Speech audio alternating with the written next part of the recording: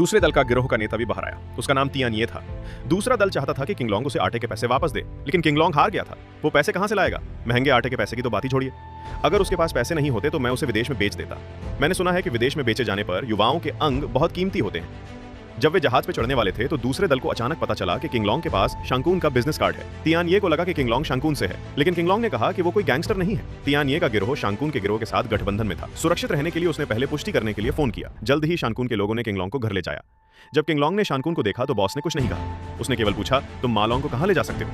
ये वाक्य सुनकर किंगलोंग की आंखों में आंसू आ गए, क्योंकि बचपन से ही उन्हें पिता का प्यार नहीं मिला था और उनके पिता की मृत्यु कुछ समय पहले ही हुई थी। इस समय किंगलोंग की पहचान आधिकारिक रूप से उभरी। वह शांगकून के गिरोह में शामिल हो गया और शांगकून का दत्तक पिता बन गया। एक साल बाद किंगलोंग ने अपना हेयर स्टाइल बदल लिया। वह फिर से उसी परिचित रेस्टोरेंट में आया और मालिक के बेटे को कुछ पैसे दिए। ये बच्चा सरल नहीं है, वह बाद में दिखाई देगा। अचानक किंगलोंग को एक कॉल आया। किसी ने उसके इलाके में जगह तोड़ दी। फिर वह अपने होटल में आया। सामने वाले लोग तियानिये गिरोह के थे। दूसरे पक्ष ने उन्हें कुछ इलाका देने के लिए कहा। बोलने के बाद वो जाने के लिए तैयार हो गया। थोड़ी देर बाद मीटिंग डिपार्टमेंट में शोर और बढ़ गया।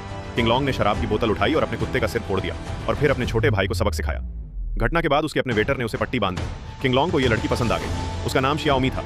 किंगलोंग ने उसे बाहर चलने के लिए कहा। किंगलोंग को बचपन से ही पता था कि श्याओमी अभी भी एक छात्रा है। वो केवल कला बेचती थी, अपना शरीर नहीं। वो पैसे कमाने के लिए उनके होटल में काम करती थी, जिससे किंगलोंग उसे और भी पसंद करने लगा। दूसरी तरफ जिस व्यक्ति को पिछली बार किंगलोंग ने पीटा था, तियानिये ने शांगकून से उसे कुछ क्षेत्र देने के लिए कहा, अन्यथा यह बहुत दुखद होगा। शांगकून ने किंगलोंग के लिए सीधे उनके खिलाफ हो गए।